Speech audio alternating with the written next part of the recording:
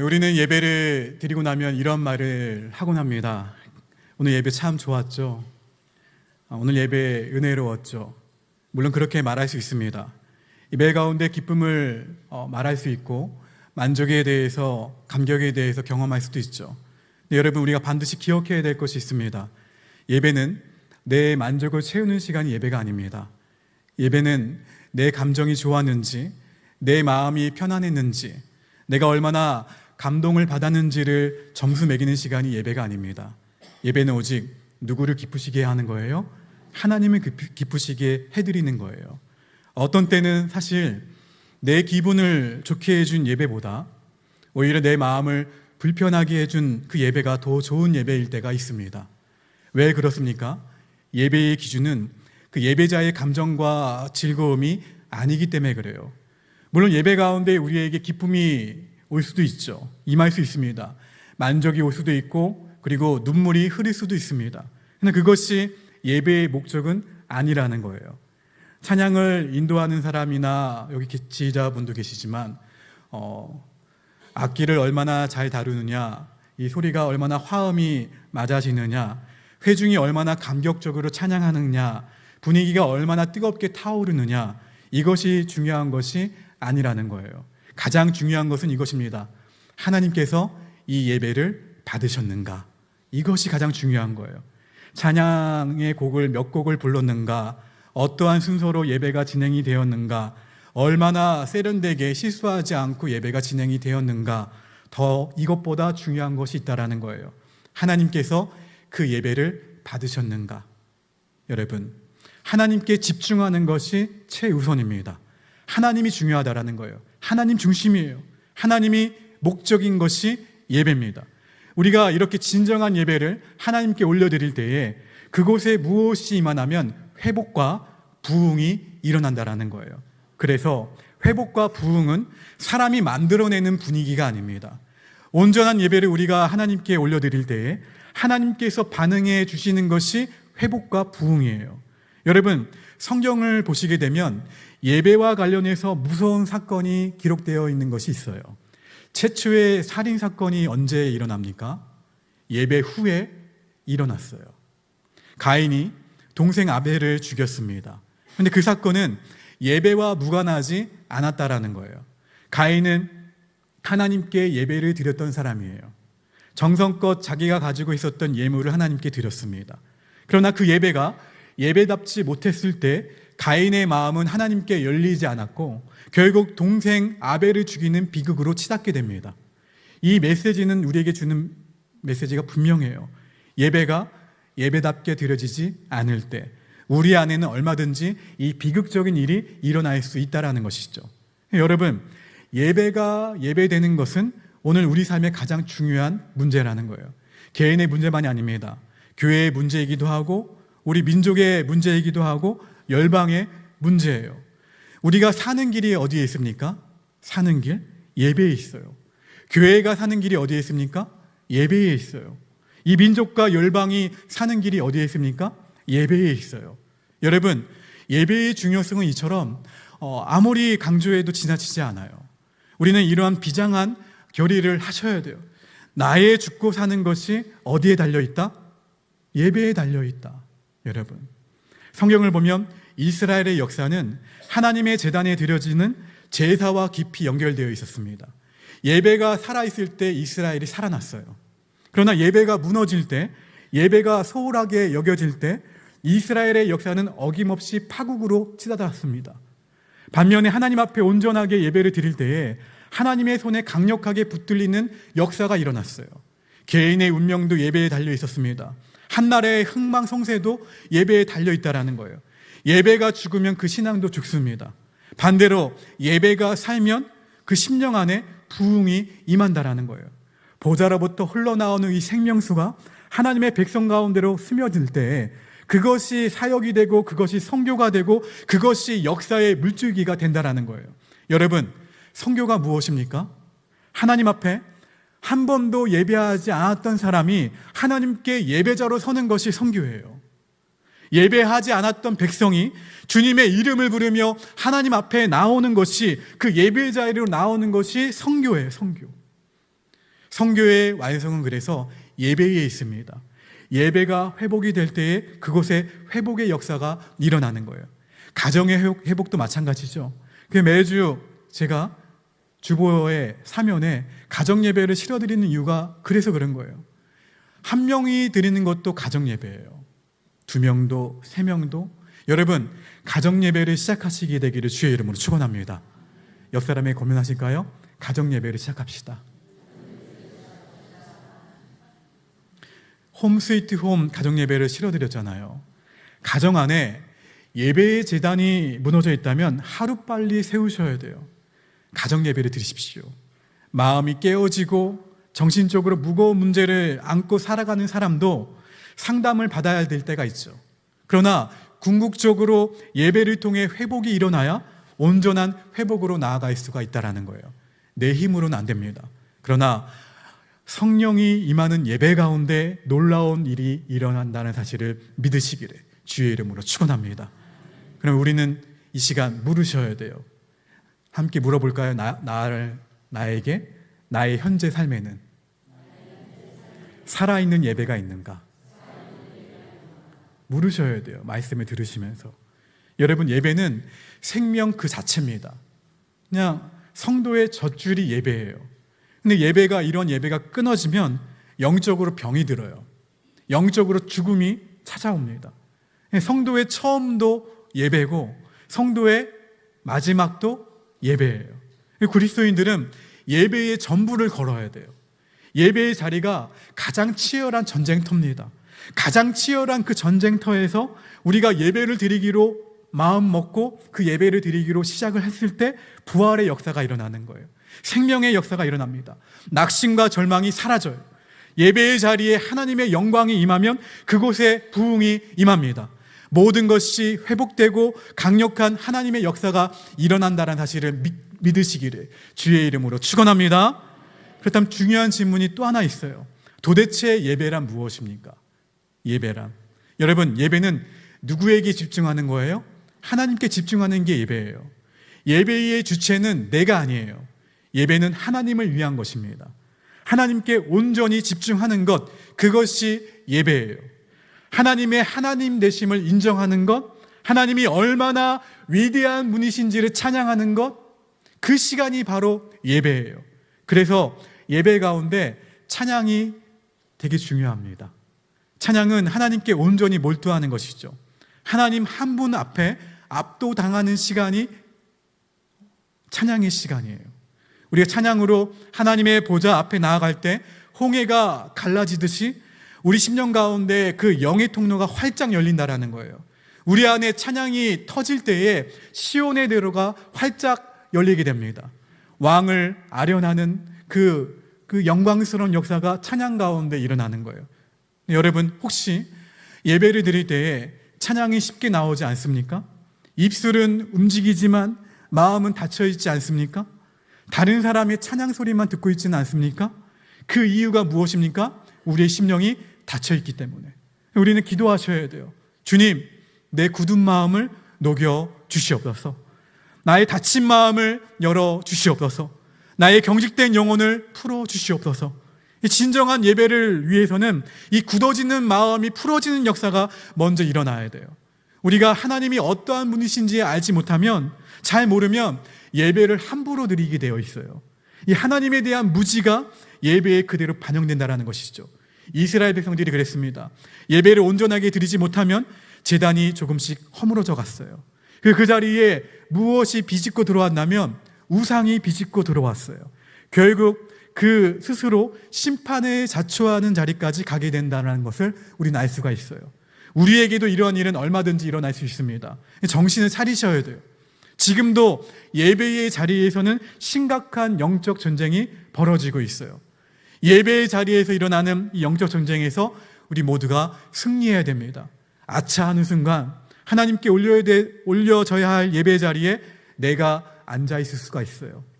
아차 하는 순간 하나님께 올려드려야 될 이 예배의 자리를 세상의 잡다한 것들에게 내어줄 수 있다는 거예요. 우리는 합리적으로 얘기하죠. 바쁘니까 이해하시겠지. 조금씩 그 자리를 내어주다 보면 하나님께 예배 드리고 있지 않은 나의 모습을 보게 된다는 거예요. 여러분, 그래서 하나님이 어떠한 분이신지를 분명히 아셔야 됩니다. 하나님 되심을 충분히 높여드리셔야 돼요. 사생결단의 마음으로 예배 드리시기를 주의 이름으로 축원합니다. 이스라엘이 하나님께 사생결단의 마음으로 하나님께 온전하게 예배를 드릴 때에 전성기를 누렸습니다. 그러나 죽은 예배를 드릴 때에 침략을 당했어요. 이 일은 지금도 반복이 됩니다. 우리 각자의 인생과 운명을 결정짓는 자리가, 그 자리가 바로 예배의 자리라는 거예요. 우리 안에 속박된 것들 때문에 마음이 답답하십니까? 먼저 예배를 회복하십시오. 하나님께 아름답게 쓰임받고 싶으십니까? 그러면 진정한 예배자가 되십시오. 그저 습관적으로 예배의 자리에 앉아있는 것이 아니라 영과 진리로 예배 드려야 됩니다.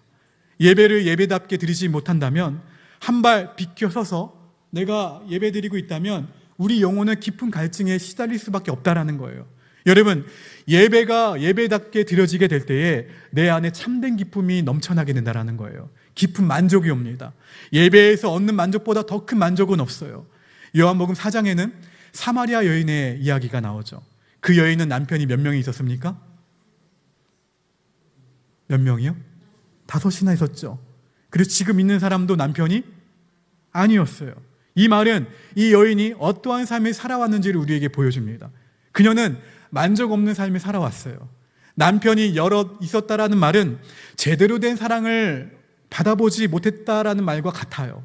그런데 이 여인에게 삶의 전환점이 찾아오게 되죠. 누구를 만난 것입니까? 주님을 만났어요. 그녀는 주님을 만나자마자 물동이를 어떻게 합니까? 버려두고 한 걸음에 동네로 뛰어들어갑니다. 물을 기르러 왔던 그 여인이 물동이를 버려두고 떠났다라는 것은 무엇을 말하는 것입니까?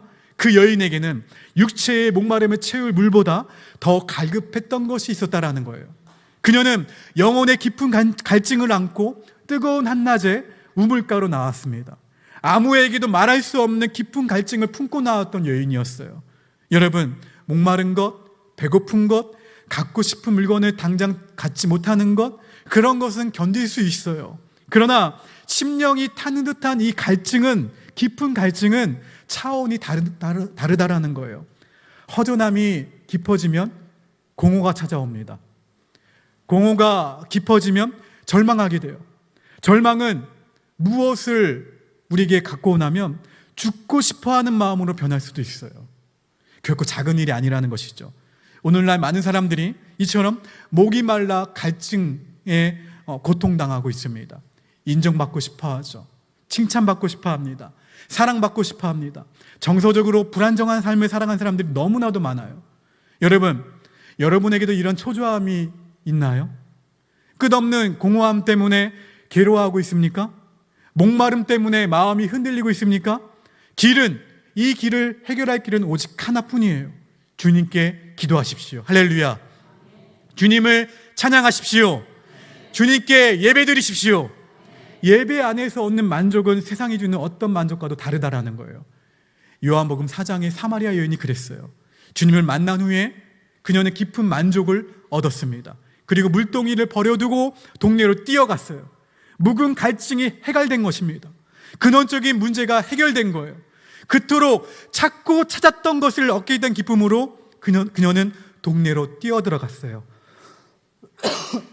여러분, 이처럼 하나님 안에서는 무엇과도 비교할 수 없는 만족과 기쁨을 얻을 수 있습니다. 그러나 이 사실을 알지 못하면 순간적인 만족을 주는 그 유혹을 이길 수가 없다라는 거예요. 이 모든 유혹을 이길 수 있는 길은 딱 한 가지입니다. 바로 하나님뿐이에요. 하나님. 여러분, 너무 뻔한 말처럼 들립니까? 그러나 이것이 진리예요. 여러분, 강력한 하나님의 임재에 사로잡히시기를 주의 이름으로 축원합니다. 그러면 세상의 강력한 중독과 순간적인 짜릿한 유혹으로부터 자유를 누리는 은혜가 임하게 될 거예요. 다시 사마리아 여인의 이야기로 돌아가 볼까요? 처음에 이 여인은 주님과 동문서답 같은 대화를 시작했습니다. 그래서 어느 순간 내가 대화를 나누고 있는 분이 예수님, 그러니까 메시아이심을 직감하게 되었어요. 그때 상황이 달라지게 됩니다. 그제야 여인의 첫 질문이 터져 나와요. 근데 그 질문은 놀랍게도 무엇에 관한 질문이었냐면 예배에 관한 질문이었어요. 그녀의 삶과 그녀의 아픔과 무게를 생각해 본다면 사실 그녀의 첫 질문은 다른 질문이어야 됐어요. 예를 들면, 주님, 내 인생은 왜 이렇게 되었습니까? 주님, 내 상처는 어떻게 해야 됩니까? 주님, 내 현실의 문제는 어떻게 해야 됩니까?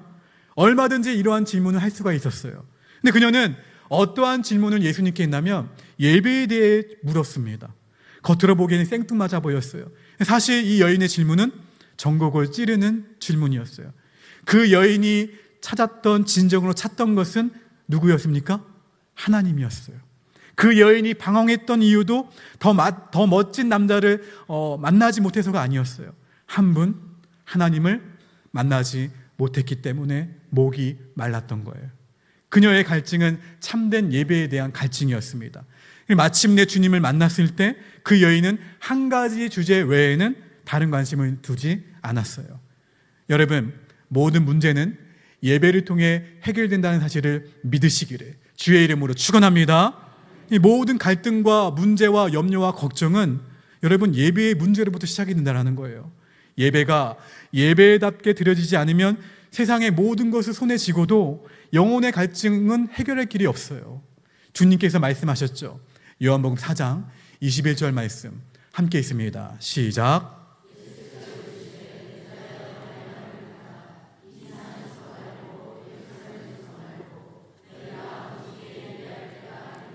사마리아 여인이 예수님께 물었죠. 어디서 예배를 드려야 됩니까? 그때 주님은 말씀하십니다. 이 산도 아니고 예루살렘도 아니다. 여러분, 예배에서 중요한 것은 장소가 아니라는 거예요. 이 말씀이 대단히 중요합니다. 신약 시대의 성전은 하나님의 백성인 우리 자신이에요. 고린도전서 3장 16절을 보시게 되면 너희가 하나님의 성전인 것과 하나님의 성령이 너희 안에 계시는 것을 알지 못하느냐. 너희가 하나님의 성전이라 말씀하셨어요. 우리가 있는 그곳이 하나님을 예배하는 자리가 될 수 있다라는 말씀이죠. 온 세상 어느 곳이나 하나님의 보좌가 될 수 있어요. 하나님의 임재가 임하시는 그곳이 곧 보좌예요. 여러분, 어디서든지 예배를 드리는 곳이면 그곳이 성소가 될 수가 있습니다. 그렇다면 오늘 우리가 반드시 경험해야 될 예배가 있어요. 바로 일상에서 드리는 우리의 예배예요. 어디서든 예배가 가능하다면 상 가운데 드리는 일상의 예배가 중요하다라는 거예요. 시장터처럼 요란한 곳에서 예배 드릴 수 있을까요? 식당에서 사람들이 밥을 먹고 요란한 곳에서 예배 드릴 수 있을까요? 길을 걸어가면서도 예배 드릴 수 있을까요? 무엇을 보거나 무엇을 먹거나 입을 때에도 예배 드릴 수 있을까요? 운전을 하면서도 예배 드릴 수 있을까요? 집안일을 하면서도 예배 드릴 수 있을까요? 여러분, 하나님의 보살피심을 느끼며 성령의 거룩한 영에 사로잡힌다면 예배할 수 있습니다. 우리의 예배가 주일 몇 시간입니까? 11시에 드리면 1시간 좀 넘죠? 조금 넘습니다. 근데 그 시간으로 예배가 끝나면 안 된다라는 거예요. 날마다, 매 순간마다 하나님 앞에 서셔야 돼요. 하나님의 임재를 누리셔야 돼요. 이러한 예배의 기쁨과 감격이 우리의 일상의 체험이 되셔야 돼요. 기름 부으심이 있는 찬양 그 한 곡만 불러도 마음이 뜨거워지지 않습니까? 그때 하나님의 살아계심이 실감이 나요. 하나님의 함께하심을 확신하게 됩니다. 내 안에 어두운 그림자가 사라지는 역사를 맛보게 돼요. 기억하십시오. 예배가 예배답게 드리면 우울한 마음이 물러가게 됩니다. 어둠이 물러가게 됩니다. 예배의 힘은 이처럼 강력해요. 그런데 죽은 심령, 주님을 향한 그 기대를 잃은 시든 심령 안에는 어둠이 밀려와요. 그러므로 어떠한 예배를 드리느냐가 중요하다라는 거예요. 오늘 본문 요한복음 4장 24절 말씀은 이렇게 말씀하죠. 하나님은, 따라할까요? 시작. 하나님은 영이시니 예배하는 자가 영과 진리로 예배하여지니라. 여러분, 우리 모두가 주님 앞에 순전한 예배자가 되시기를 주의 이름으로 축원합니다. 예배는 우리의 영이 하나님과 만나는 시간이에요. 말씀 그대로 영으로 올려드리는 예배가 되어야 예배다운 예배가 됩니다. 예배는 가장 영적인 일이에요. 내 영이 하나님을 만나는 과정은 매우 깊은 영적인 세계 안에서 일어나는 내밀한 사건이에요. 그러므로 예배는 그냥 무심코 자리에 앉아 있다가 돌아가는 시간이 되어서는 안 된다라는 거예요. 개인적인 예배든 오늘처럼 공적인 예배든 함께 오늘 오후에 드리는 구역 예배든 모든 예배든 고귀한 예배입니다. 경험이에요. 영과 영이 만나는 시간이에요. 하나의 영적인 사건이에요. 여러분, 우리는 예배할 때 단지 의식에 참여하는 것이 아니에요. 하나님은 예배의 의식이나 순서 자체를 받으시려는 것이 아닙니다. 하나님은 우리와 영으로 만나기를 원하신다라는 거예요. 형식이나 순서에만 지나치게 집착하지 말아야 돼요. 찬양할 때 어떠한 악기로 하느냐도 가장 중요한 문제가 아니에요. 가장 중요한 것은 우리의 영이 자유롭게 하나님께 나아가는 거예요. 구역 예배 안에서도 가정 예배 안에서도 예배를 경험할 필요가 있다라는 거예요. 다른 사람의 입술에 혹은 내 입술에 주시는 찬양이 있으면 함께 부르며 주님께 영광을 올리십시오. 인도자가 꼭 콘티를 짜야만 예배가 되는 것은 아니에요. 함께 찬양하다가 누군가 찬양을 이어 부르게 되면 함께 부르세요. 그러다 누군가가 기도를 하게 되면 함께 기도하세요. 각자의 영이 활짝 열릴 때 놀라운 영적인 예배를 드릴 수가 있다는 거예요. 겉으로 보기에는 무질서해 보일 수도 있죠. 그러나 마음을 열고 이것을 보게 되면 성령의 인도하심에 민감하면 성령께서 인도하시는 예배가 된다라는 거예요. 이것이 몸만 왔다 가는 예배가 아니라 영으로 드리는 진짜 예배입니다. 이전 개역 한글 성경에는 신령과 진정으로 기록이 되어 있었죠. 지금 성경에는요, 개역 개정에는 영과 진리로. 예배는 영과 진리로 드리셔야 돼요. 그래야 건강하고 균형 잡힌 예배를 올려드릴 수 있습니다. 그리고 예배 안에 말씀은 매우 중요한 요소죠. 진리는 예배의 핵심 요소입니다. 참된 예배는 하나님의 말씀이 선포되는 곳에 일어나요. 그런데 이 진리에 무지하면 예배가 우상으로 변질될 수가 있어요. 무조건 가슴만 뜨거워진다고 좋은 예배라 말할 수 없습니다. 하나님의 음성이 정확하게 들려야 돼요. 하나님이 누구신지, 내가 어떠한 태도로 하나님께 예배 드려야 되는지 말씀을 통해 깨달으셔야 돼요. 예배의 한가운데에는 그래서 말씀이 있어야 돼요. 예배는 이 하나님의 말씀이 이끌어갑니다. 특별히 예배 가운데 내가 말씀을 분석하는 것에 머무는 것이 아니라 하나님의 말씀이 친히 임하셔서 나를 사로잡는 경험이 있으셔야 돼요. 나의 열정도 중요하죠. 그러나 열정만으로는 하나님이 원하시는 진정한 예배를 드릴 수가 없다라는 거예요. 하늘이 열리고 그 주님의 음성이 내 영혼에 들려야 참된 예배가 완성이 됩니다. 예배는 내가 하나님을 붙잡는 시간이 예배가 아니에요. 예배는 내가 하나님께 사로잡히는 시간이 예배예요. 내가 하나님을 붙잡으려고만 한다면 불안합니다. 힘들어요. 지칩니다. 그러나 하나님이 나를 사로잡으시고 진리로 나를 묶으시면 상황이 완전 달라진다라는 거예요.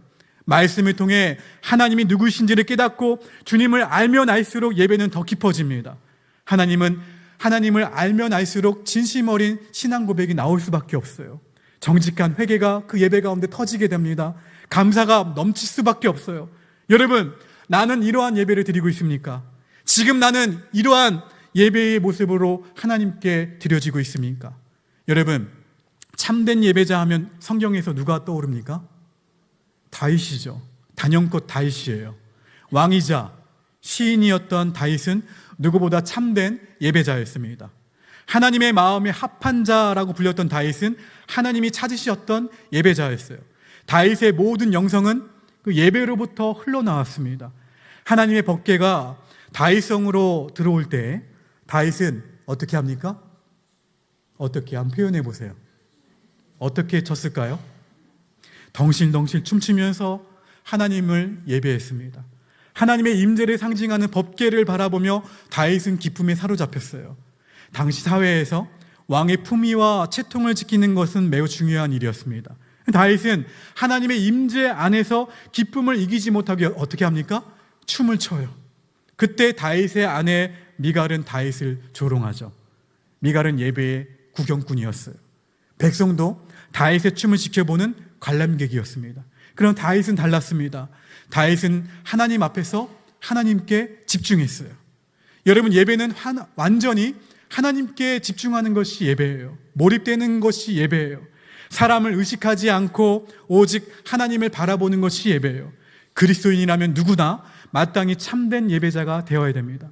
주변 상황과 주변의 시선에 묶이지 않고 오직 하나님 한 분께만 몰두하는 예배자, 그 사람이 바로 다윗이었어요. 다윗의 춤이 얼마나 격렬했는지 옷이 흘러내릴 정도였습니다. 춤은 아무나 추는 것이 춤이 아니죠. 모든 억압이 사라져야 영이 움직여요. 경직된 사람이 춤을 출 수 있을까요? 제가 오늘 결단 찬양은 춤을 추는 찬양은 아니지만, 제가 여러분 경직된 상태에서 춤추자고 하면 춤추시겠습니까? 아니죠. 사전에 예배 드리면서 여러분이 막 추면서 해야 할만 결단 찬양에서도 제가 하자고 해야지 추실 거 아니에요. 마찬가지예요. 우리의 영혼이 예배 안에서 온전하게 풀려지게 될 때에 맺혀있던 독과 분노와 제약이 눅눅듯 사라질 때에 비로소 무엇이 나오는 거예요? 춤이 나오는 거예요. 응어리진 마음이 사라지고 염려와 근심이 풀어지고 산더미와 같은 문제들이 일소될 때에, 우리 영혼이 하나님 앞에서 풀어질 때에 영이 춤추는 예배를 하나님께 드릴 수 있다라는 거예요. 생각해 보십시오. 한 나라의 왕이 많은 사람 앞에서 그렇게 춤을 출 수 있었을까요? 아내가 보고 있죠. 신하들이 보고 있습니다. 백성들이 보고 있어요. 근데 왕이 정신을 잃은 사람처럼 기뻐하며 뛰고 있어요. 어떻게 이것이 가능합니까? 누구 때문에 가능합니까? 하나님 때문에 가능했어요. 하나님 앞에서 다윗은 왕이라는 지위도 체면도 다 내려놓았습니다. 하나님 앞에 무엇이 된 거예요? 왕이 아니라 어린아이가 된 거예요. 하나님께서 어찌 다윗을 예뻐하지 않으시겠습니까? 너야말로 나를 기뻐하는 자로구나. 너야말로 진정으로 내게 예배하는 자로구나. 하나님께서 그렇게 기뻐하실 수밖에 없었어요. 저는 다윗이 홀로 춤을 추지 않았다라고 생각합니다. 그때 춤의 파트너는 누구셨을까요? 바로 하나님이셨을 거예요. 하나님께서 너무 기쁘셔서 일어나서 함께 춤을 추셨을 거예요. 성도 여러분, 참된 예배자 다윗은 영과 진리로 예배드리며 예배에 생명을 걸었던 사람이었습니다. 관습과 제도를 뛰어넘어 하나님께만 몰두했던 사람이 다윗이었어요. 다윗은 그래서 하나님의 마음에 합했던 사람이었습니다. 여러분, 그래서 다른 것은 다 잊어버리십시오. 참된 예배자가 되시기를 주의 이름으로 축원합니다. 그 다음은 하나님께서 알아서 하세요. 여러분, 내가 예배자가 된다면 하나님께서 승리를 거두게 하실 거예요. 마귀의 권세를 물리치고도 남게 하실 것입니다. 참된 예배자가 있는 곳에는 언제나 하나님의 능력이 임하게 될 줄로 믿습니다. 근데 우리가 하나님 앞에 온전히 예배드리지 않고 하나님의 영을 사모하지 않을 때 세상의 악한 것들이 우리를 흔들죠. 우리 안에 있는 그 은혜를, 기쁨을 빼앗아 가려고 합니다. 여러분, 예배는 우리에게 주신 가장 위대한 특권이에요. 가장 위대한 축복입니다. 빼앗길 수 없는 권리예요. 그러므로 나 자신이 진짜 예배자인지 살펴보셔야 됩니다. 하나님이 이 땅에서 하나님께 예배드리는 그 예배의 자리가 회복되기를 원하십니다. 습관적으로 드리는 예배가 아니에요. 의식적으로만 드리는 예배가 아닙니다. 형식적으로 드리는 예배가 아니에요. 하나님의 임재 안에 충만해지고 성령의 기름 부으심이 충만하고 찬양과 말씀 가운데 성령께 강력하게 사로잡히는 예배를 우리는 드려야 돼요. 그런 예배의 자리에 기적이 일어납니다.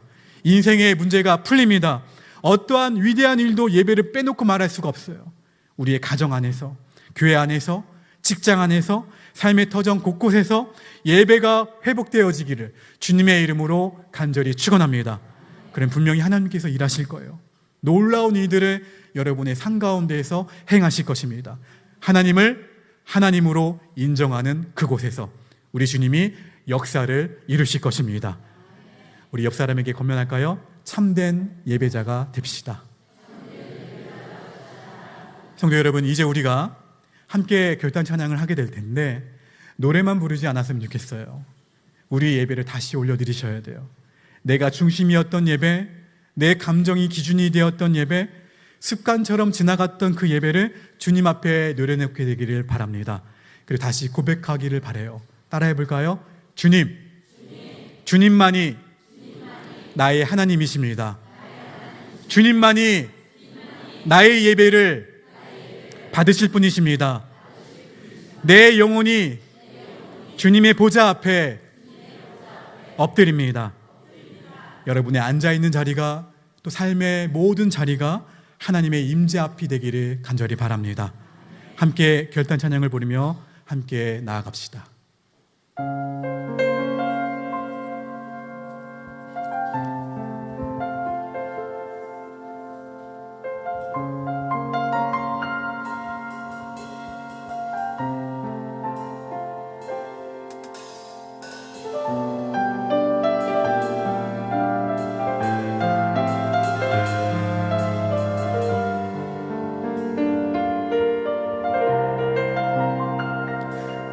내 하나님 서신발 앞에 무릎 꿇고 경배하리. 큰 권능과 영광이 가득한 내 아버지 계신 이곳, 오 하나님, 그 빛난 얼굴 배우며 두 손 들고 나아가리. 찬송과 존귀와 영광과 능력을 그 하늘 보좌 위에 주님께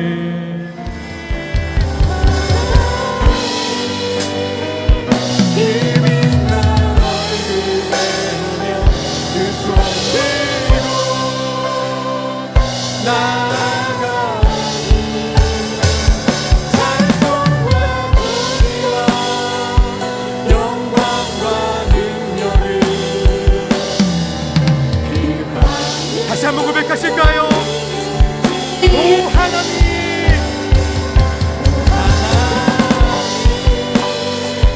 그 빛난 얼굴 내보며 그 손으로 나아가리.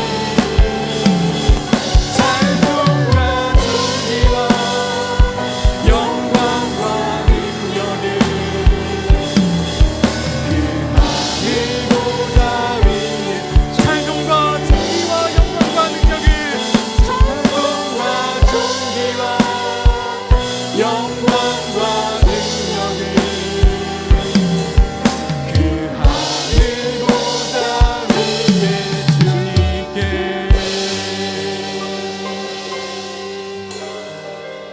찬송과 존귀와 영광과 능력을 그 하늘 보좌 위에 주님께.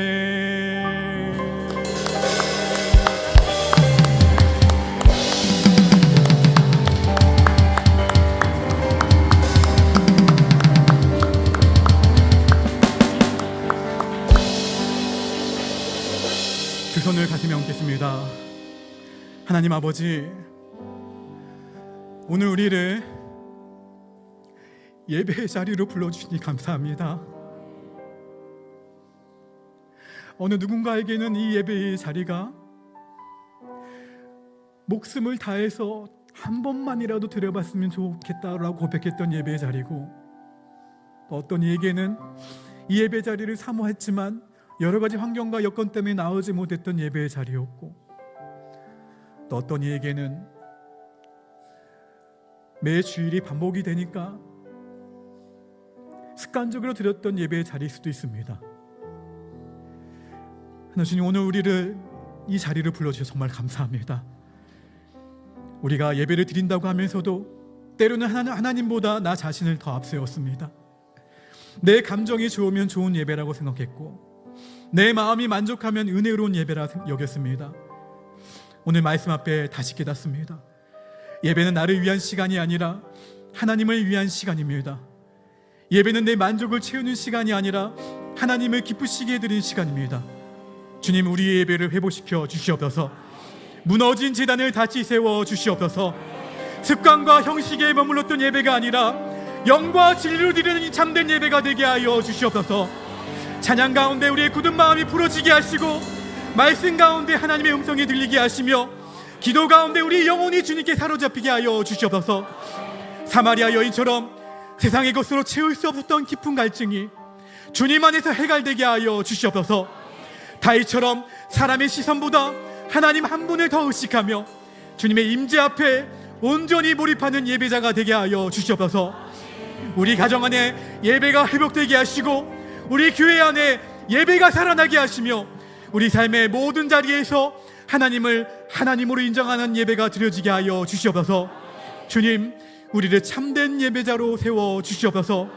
예배를 통해 회복이 일어나게 하시고, 부흥이 일어나게 하시고, 생명의 역사가 나타나게 하여 주시옵소서.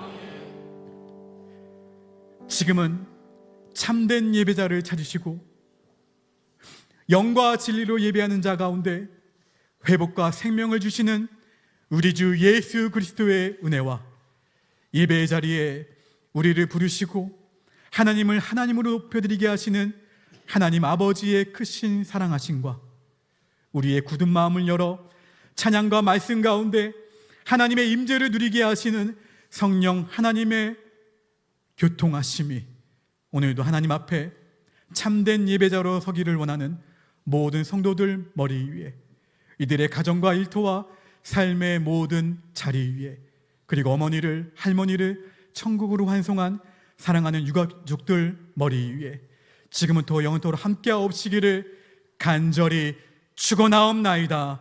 아멘.